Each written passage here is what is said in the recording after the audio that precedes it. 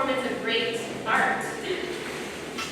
While all the compositions today seem so different, you can ask yourself what is universal about all of them and what makes them classical.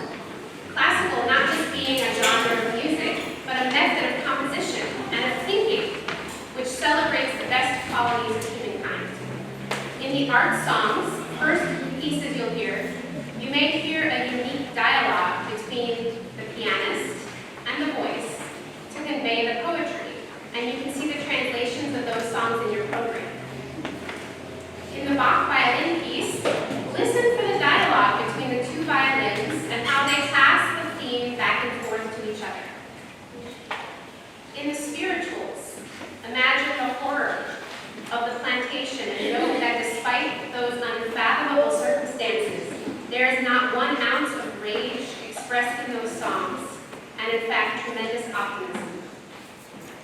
Lastly, you will hear excerpts of Mozart's Mass in C, page 317, which later became popularly known as the Coronation Mass.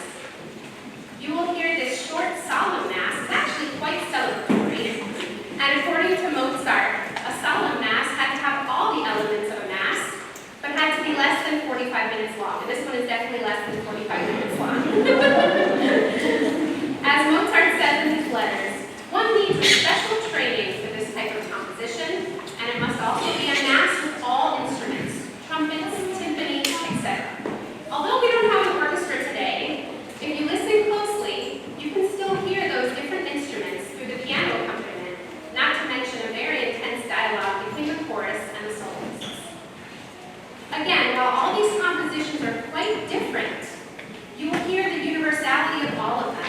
They challenge you as the listener and us as the artists to put ourselves in a different mindset than that of the day-to-day grind, and thus come to understand something more important about the human spirit and the past, and help us reshape the present and, more importantly, the future. As Percy Bysshe Shelley said in his defense of poetry, poets, and you could insert artists, composers, are the hierophants of an unapprehended inspiration, the mirrors of the gigantic shadows which futurity casts upon the present, the words which express what they understand not, the trumpets which sing to battle and feel not what they inspire, the influence which is moved not but moves. Poets are the unacknowledged legislators of the world. And just one last comment I'd like to make today. You will hear a special performance by students of the Rose Conservatory, conducted by my friend and colleague, Greg Fernandez. You can see a bit about the Rose in your program, including a wonderful summer program they're offering. We are thrilled to have young people and children performing in our concert today, because they truly represent the future. Thank you all for coming. Please stay for the reception afterwards to meet the artists. And without further ado, over to our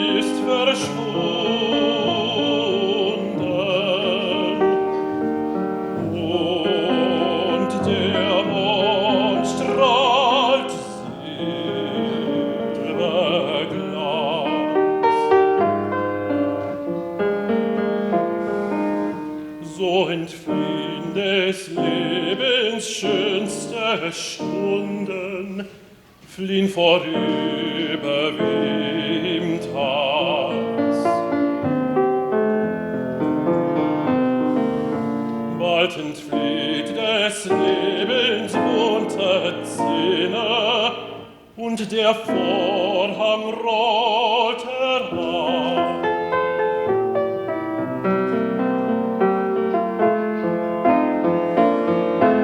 Aus ist unser Spiel, des Freundes Träne fließen schon auf unser Grab.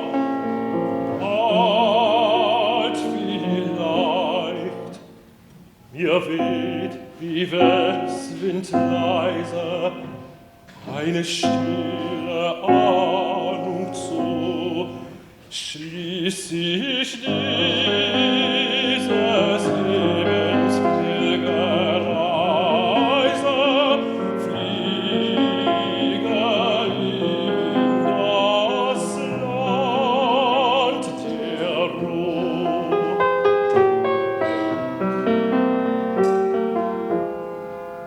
Werd ihr dann an meinem Grabe weinen, trauend meine Asche sehen, da noch Freunde will ich euch erscheinen und will Himmel auf euch wehen.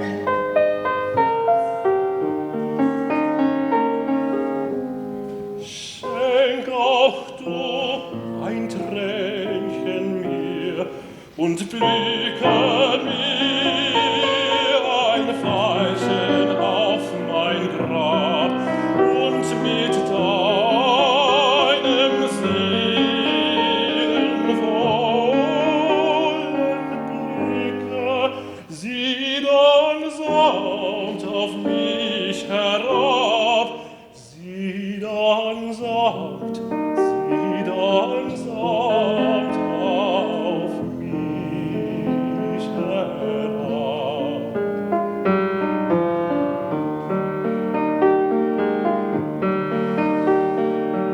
Weih mir eine Träne, und ach, schäme dich nur nicht, sie mir zu weinen, oh, sie wird in meinem Diademe dann die schönste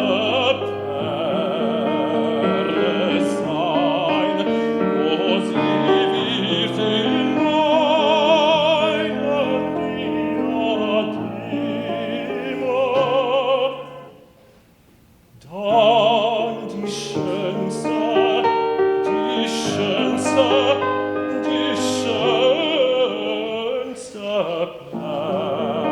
Perle sein, die schönste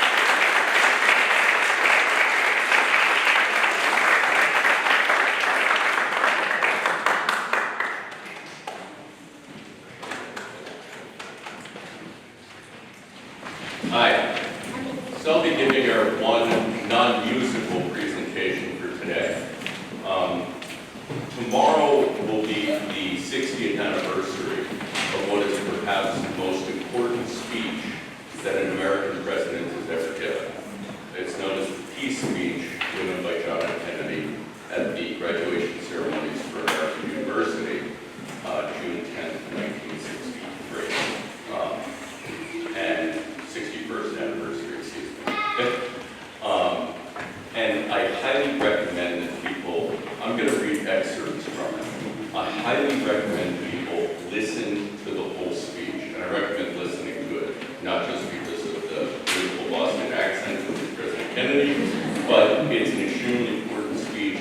Very difficult to excerpt because it's thoroughly composed. It was written during the height of the Cold War, after the Cuban Missile Crisis. Extremely dangerous time, and there are differences today, obviously, but people should think that in a time where we're seeing the horrors in Israel and Palestine, where we see what seems to be an unstoppable, unending cycle of violence and vengeance, where we see the unthinkable, where we are perhaps sleepwalking towards direct confrontation between the United States and Russia with potential thermonuclear consequences. I think it's very, very important that people reflect back on the kind of thinking that President Kennedy presented in this speech. So these are excerpts, far from the full speech, of President Kennedy's peace speech.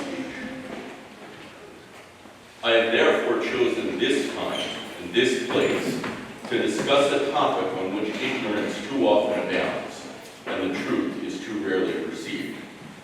Yet it is the most important topic on earth: world peace. What kind of peace do I mean? What kind of peace do we seek? Not a Pax Americana enforced on the world by American weapons of war. Not the peace of the grave or the security of the slave. I am talking about genuine peace, the kind of peace that makes life on earth worth living, the kind that enables men and nations to grow and to hope and to build a better life for their children. Not merely peace for Americans, but a peace for all men and women. Not merely peace for our time, but a peace for all time. I speak of peace because of the new face of war. Total war makes no sense in an age when great powers can maintain large and relatively invulnerable nuclear forces and refuse to surrender without resort to those forces.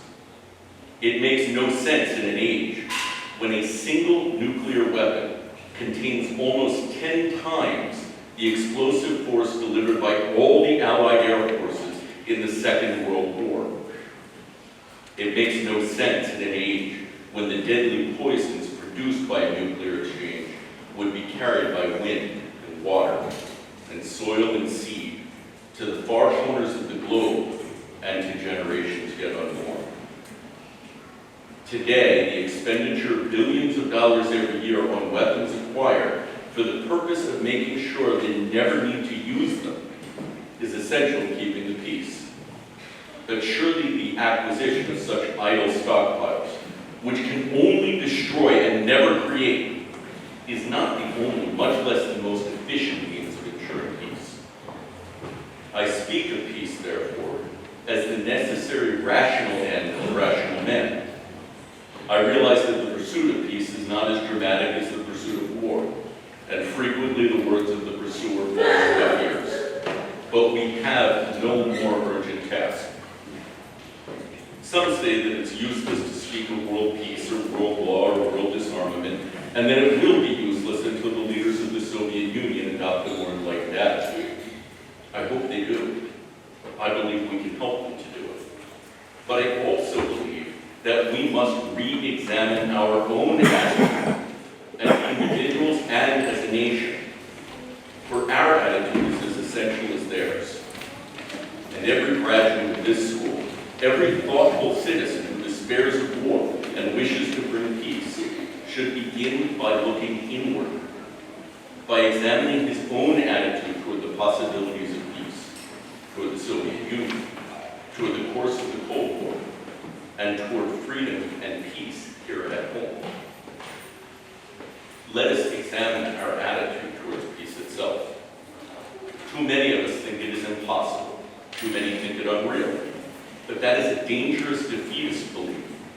It leads to the conclusion that war is inevitable, that mankind is doomed, that we are gripped by forces that we cannot control. We need not accept that theory. Our problems are man-made.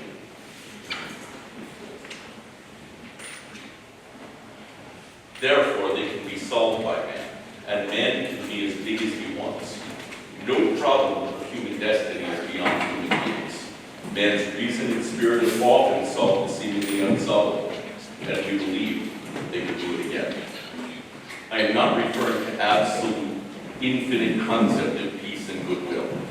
I do not deny the value of hopes and dreams, but we merely invite discouragement and incredulity by making that our only and immediate goal.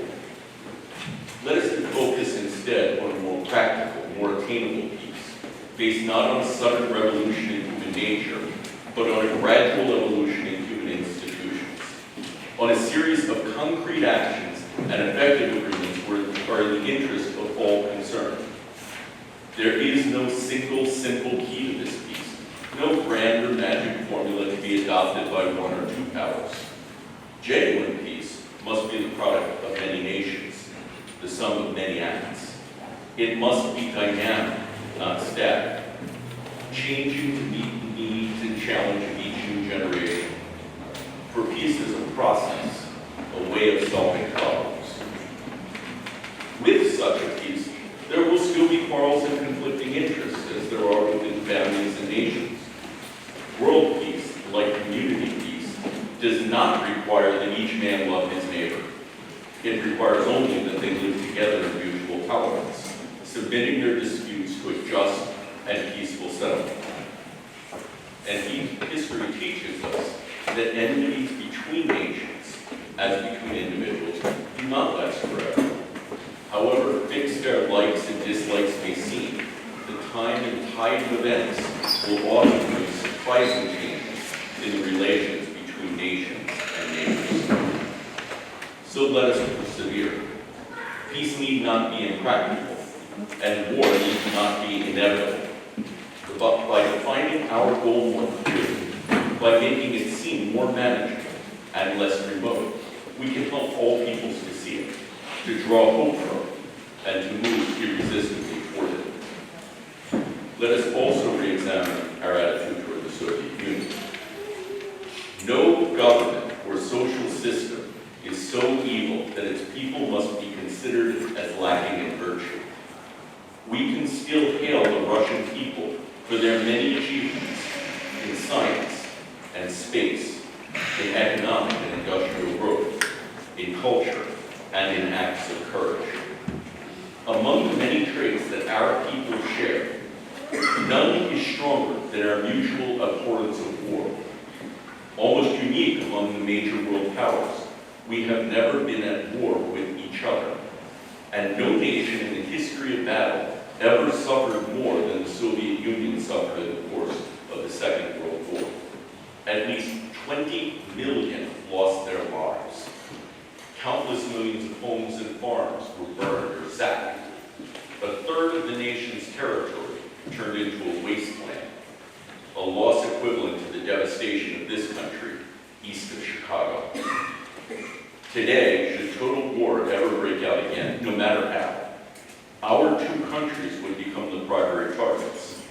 It is an ironic but accurate fact that the two strongest powers are the two most in danger of devastation.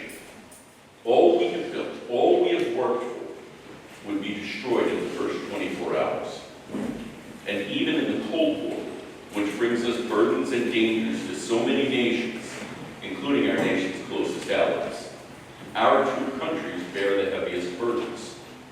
For we are both devoting massive sums of money to weapons that could be better devoted to combating ignorance, poverty, and disease. We're both caught up in a vicious and dangerous cycle in which suspicion on one side breeds suspicion on the other, and new weapons beget counterweapons. We are not engaged in a debate seeking to pile up debating points. Above all, while defending our own vital interests, nuclear powers must avoid avert those confrontations which bring an adversary to a choice of either a humiliating defeat or nuclear war. To adopt that kind of course in the nuclear age would be evidence only of the bankruptcy of our policy or of a collective death wish for the world. So, let us not be blind to our differences, but let us also direct attention to our common interests and to the means by which those differences can be resolved. And if we cannot now end our differences, at least we can help to make the world safe for diversity. For in the final analysis, our most basic common link is that we all inhabit this small planet. We all breathe the same air. We all cherish our children's future. And we are all mortal.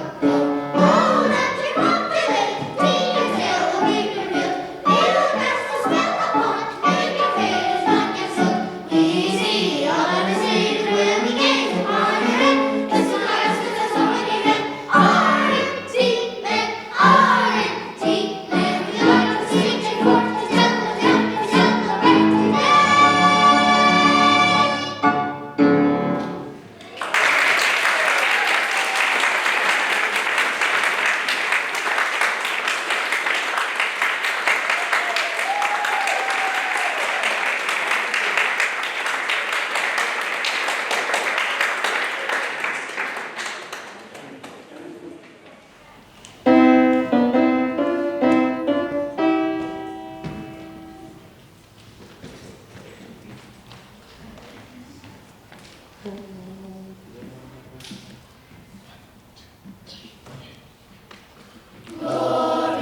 Gloria, Gloria.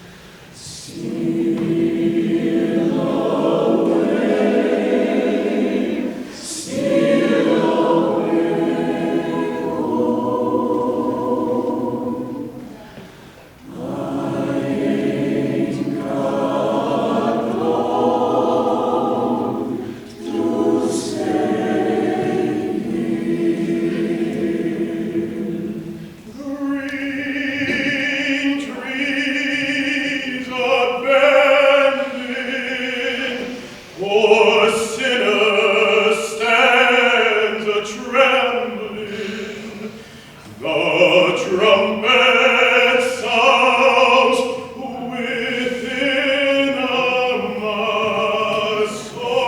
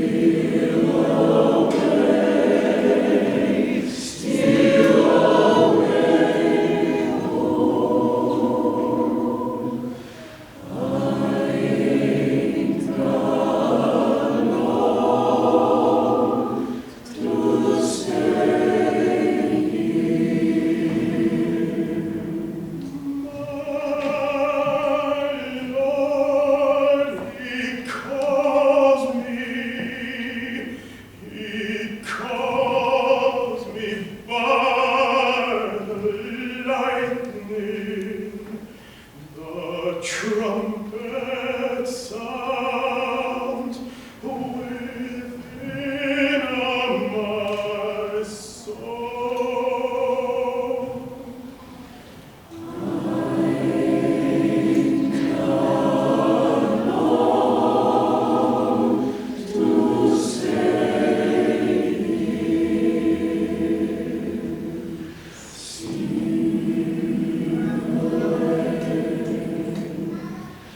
Sing